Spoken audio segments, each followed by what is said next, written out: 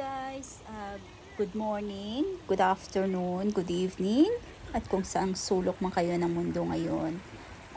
Guys, samahan niyo ako, itutour ko kayo sa napakagandang at napakalawak na lake na ito ng Sheffield Park and Gardens.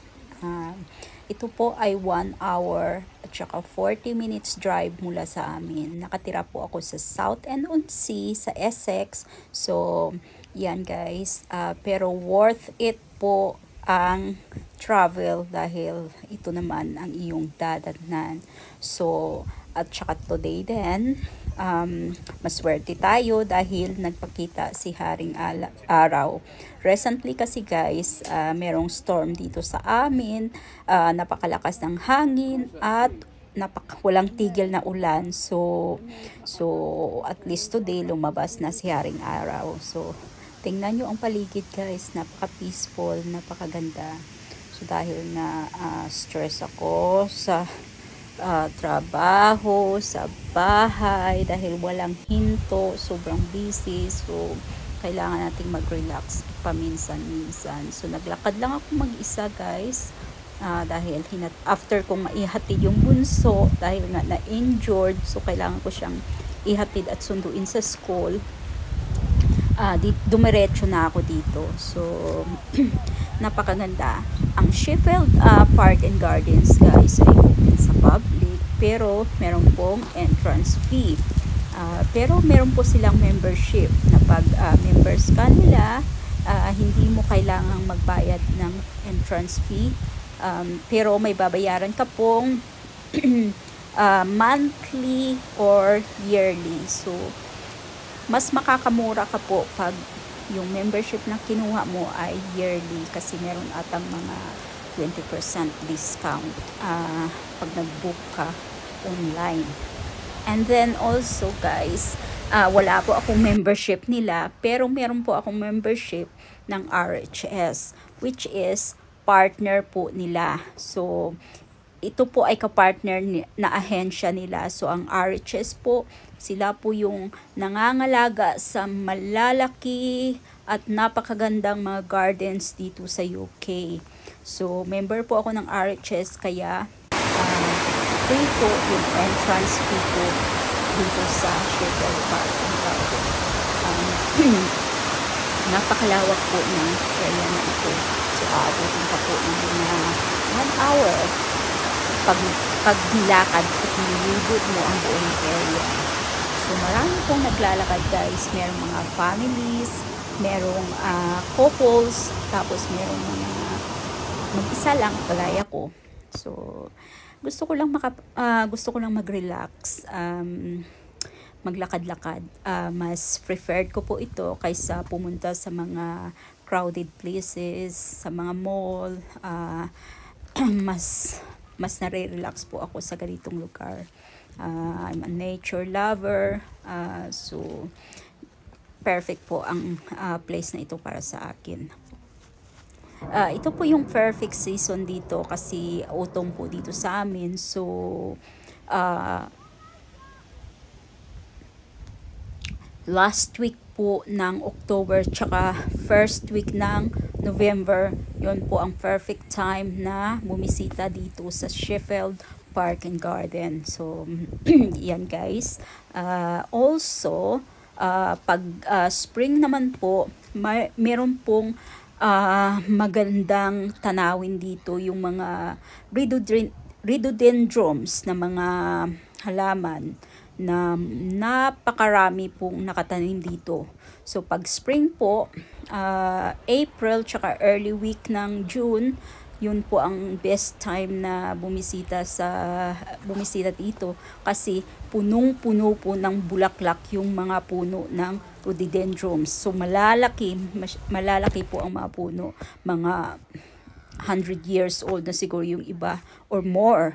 So talagang napakaganda, well-preserved po ang area na ito. Marami ka din pong makikita mga wild birds, mga migratory birds, mga wild ducks na nandito po sa area na ito. So ang dami nyo pong makikita mga squirrels na patalon-talon sa mga puno or tumatakbo-takbo sa ilalim ng mga puno. So, napakaganda, nakaka-relax yung environment, guys. So, yan. So, naglakad na ako dito. Nilibot ko yung area. Nag-picture taking. Videos. So, yun nga. Tapos, just admiring the place, guys. Tapos, alam nyo yun, yung nakakamangha, kung paano ito ginawa. Kung nakakamangha. Talagang, wow. As in, wow.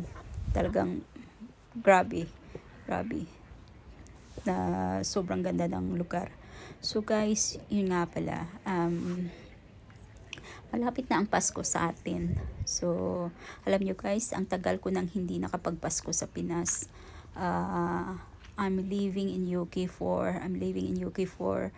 almost 14 years na.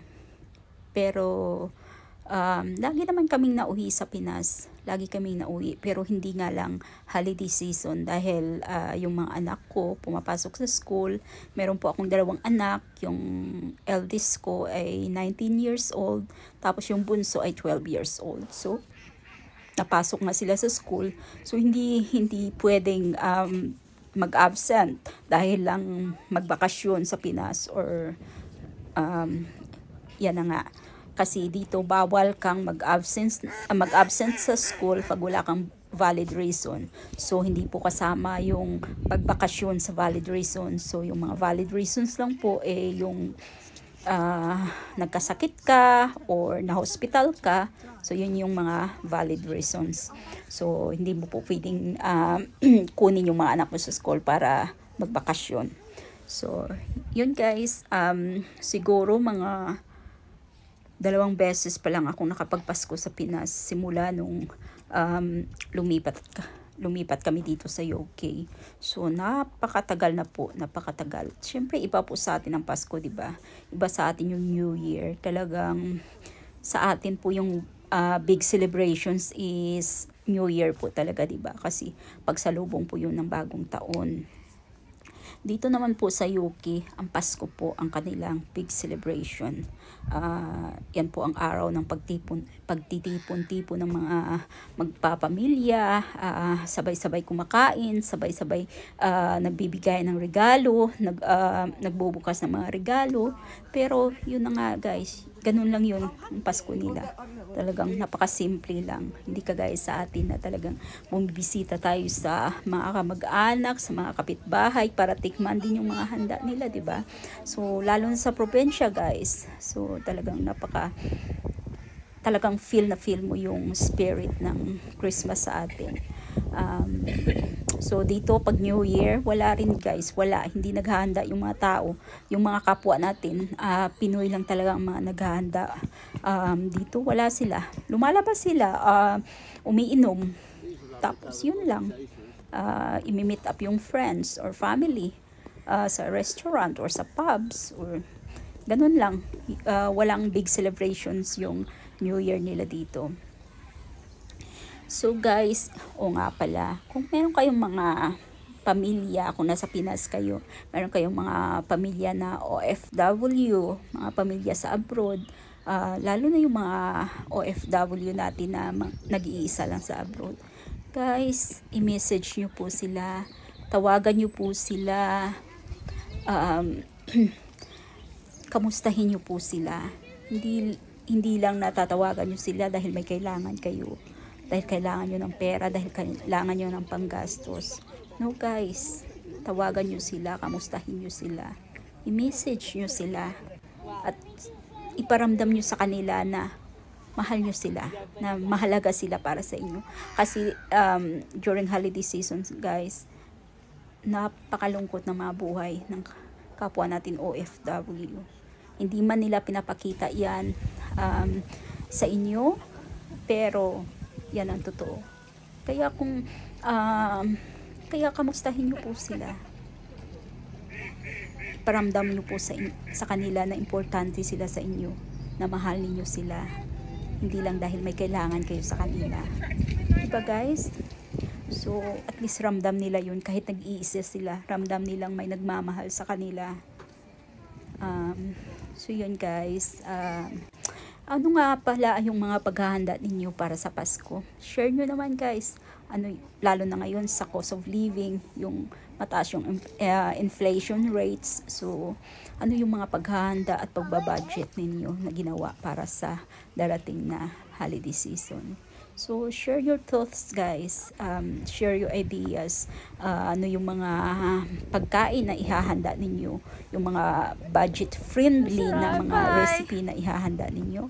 Paki-share naman po. And thank you nga pala guys sa panonood. Hope you enjoy. Sana nagustuhan ninyo ang view ng aming lugar. And advance Merry Christmas kung hindi man ako makapag-upload ulit. Ingat po kayong lahat and thank you everyone. God bless you all. Love you all.